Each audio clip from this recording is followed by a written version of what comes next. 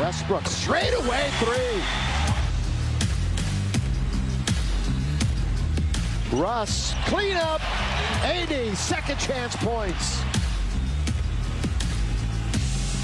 Here they come. Oh, ahead of the pack is Russ. He's there to score. Underneath, it's Russell Westbrook.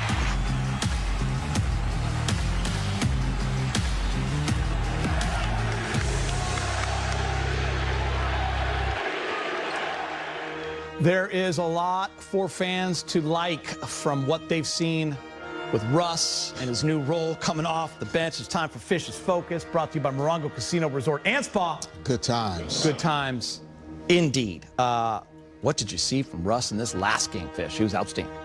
Yeah, he's playing really good basketball. I mean, I think as a reserve, he's found an ability to come into the game, maybe observe some things from the side, and then come in and have immediate impact. I was laughing at how quickly things change, you know, fans are chanting MVP now, yeah. To at other times. But, you know, Russell, one of the best rebounding guards the NBA's ever seen. But here, good job of defending without fouling, keeps his hands up, a late swat at it, and then starting the Lakers in transition, helping get 2 of those points in the paint that the Lakers are so great at getting. Here, a lot of teams cross-matching. They have Kelly Olynyk, they're big, trying to keep up with Russ, so he comes into a mid-post situation. Now he's in ISO. They switch. He has the advantage, takes Colin Sexton down to the block, shooting spread out, and then he's able to spin, get the ball up on the rim for the finish, more points in the paint and attacking the rim. Good old-school NBA basketball here. He could go up and set a rip screen for AD or the cross screen here for Bron. John Stockton and Karl Malone. You try to beat him over the screen, ball goes over the top. Easy 2 points, again, in the paint and at the rim. Here, good closeout, never foul, a three-point jump shooter or shooter, and then out in transition. Contest and fly. Look at that. Pass a little off from Austin Reeves, but Russ still got enough air in the boots, in the Jordans, to hang on and be able to get that finish. And so a lot of that activity and helping the Lakers continue to get points in the paint is coming really from Russell's thrust, helping get rebounds, get him out in transition, but also just his confidence is growing.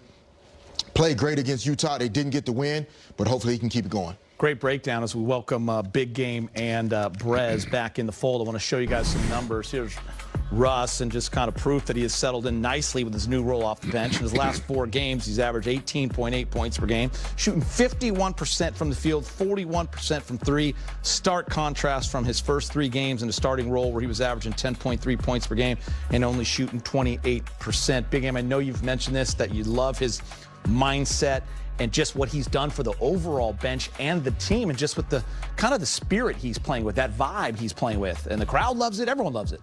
You know, first of all, I appreciate his attitude going through last season, coming back this year, you know, and just, you know, keeping his head down and doing his work. And that always results in something really good.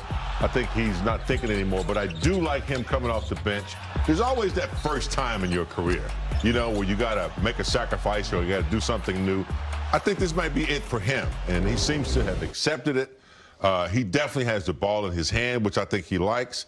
I think he likes the pace in which he can control that, and he sees the sacrifice for the team. So, yeah, I just love the fact that his attitude has been pretty steady and pretty cool throughout. Yeah, you know, you listen to what Darvin Ham said a couple weeks ago when he made the switch. He said, hey, Russ has a superpower, and it's being like the director, the choreographer of the offense. And when LeBron's on the court and AD are on the court, that diminishes Russ's ability, his superpower, so to speak. I thought Dave McManaman from ESPN just asked a really good question of Darvin a few minutes ago. He said, okay, so you have Pat Beverly out, so does Russ go back in the starting lineup? Darvin basically said, no. I mean, he's a second unit guy. That's what his role is going to be the rest of the season, maybe the rest of his career. We don't know about that yet.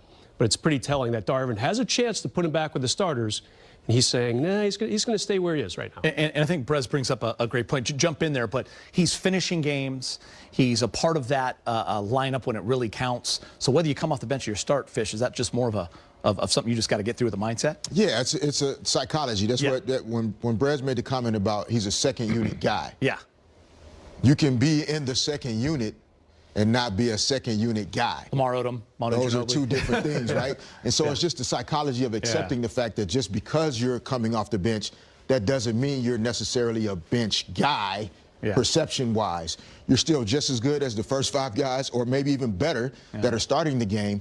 But your superpower allows the team to be more effective, and so playing that role could end up working for everybody. Is it more also just the fit alongside who else is on the team, right? When he comes in with that second unit, he is the guy. Yes. He has the ball in his hands. He plays fast. North and South can't do that with the other group as much. Yeah, not as much and as effectively, because then you start to diminish LeBron's superpower if you take the basketball out of his hands, right? So football season, right? Yep. There are teams that have tried to figure out, how do we use these 2 quarterbacks the best? There's one that's the great prolific passer, great in the pocket, can push the ball downfield. And then you have teams that can mix in with that guy that's kind of a run threat. You know, you can do some different things offensively with that guy compared to your starting quarterback. All right, good work, guys. Tip-off is a half hour away between the Lakers and Cavs. Austin Reeves, stuff the stat sheet. All right, it is time now for our Laker insider Mike Bresnahan's three-point play. 3 things that you're looking forward to in this game, and one of them is not what we would do if I won the Powerball, because that didn't happen. But it was fun talking about it. Let's start with LeBron James. Now, he's been sick. He's been battling illness, Brez, maybe a little injury, struggling a little bit, especially from 3. Yeah, no doubt. And it is always fun to fantasize about what you would do if you won the Powerball. We just bought like 7 different properties in 6 different cities, the 2 of us right That's here. how we passed the time. It was great. But yeah, LeBron obviously been a tough couple games for him. You can see him laboring out there.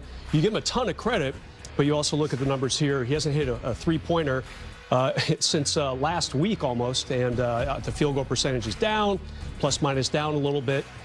But it's tough being LeBron because you feel compelled to get out there. He has said a couple times this year he wants to be a leader, really, as his team navigates a very tough course here.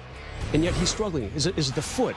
Is it the illness? And remember, he aggravated the foot towards the end of last game. So he's expected to play today. That's not really much of an issue. But you know he's been thinking about, how can I be more productive? Maybe he's shook the virus by now. Whatever it was that's kept him bedridden most of the week. Definitely does not look good there.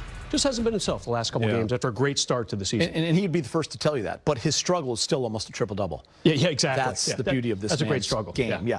Lakers scoring in the paint has been solid, Brez. Where are they in the league? It's really amazing. You know, back to LeBron and AD, so many teams are playing zone defenses, forcing the Lakers to shoot outside. These guys are really jamming down low. I give them a ton of credit. Look at this. So much of the work they do, so much of the points that the Lakers score are in the paint. They're second only behind the Knicks, and just barely. And yeah, points in the paint includes fast break points. The Lakers definitely have been good on the break this year. But traditionally, most of it is how are your big men down low. LeBron and AD just dominant down there. It's been fun to watch those guys. AD questionable again today. You think he's going to suit up, but that back is definitely bugging him a little bit. Can I ask you a question? Do you think the three-point shooting has been better percentage-wise because they're taking less and taking better shots in the paint, so it's opening things up a little bit? Yeah, it's a little bit of a chicken and the egg thing, right? They had a great game shooting the 3 the other night, no doubt about it. They're still last, though, in the league. They're still under 30%. They're getting close to it. Remember, they were like 20% the first couple games, so they're getting better behind the arc. But the work, you know, Russ, can't forget about Russ. He's been doing some good work, too, hammering teams in that paint as well. So definitely, if you can bet the over-under for the paint points, take the over for the Lakers. Brez, it depends what line you're looking at, but Cavs -3.5, -4 on the road against the Lakers. Who would have ever thought we'd see that unless LeBron James was playing for the Cavs? Exactly. 7-1 overall, this Cavs team, but more importantly, 7-1 against the spread. Some people in Vegas love the Cavs. Where are you leaning? Yeah, today? I mean, it's crazy because you look at the Cavs, and everyone thought they'd have a slow start to the season. No Darius Garland, hurt his eye in the opener. He's back now, but a lot of the bettors kind of didn't give much credit. And like you said, they're 7-1 against the spread. Lakers on the opposite tack, they're 2-6 against the spread. Think about if Matt Ryan had not hit that 3 at the end of regulation to send that game into OT where the Lakers won. Lakers would probably be 1-7 overall and against the spread. But it's a tough one. I think the Lakers will be okay, though. They're baiting me into I'm taking the Lakers in points at home. There you go. I just am against the Cavs. On a right? matinee game? Yeah, I mean, you got LeBron versus Cleveland. And then we'll use that money to buy more Powerball tickets. Then we will, and then we'll really have something to celebrate later down the road. All right, you might not see us on the postgame. It's amazing what a few games can do for the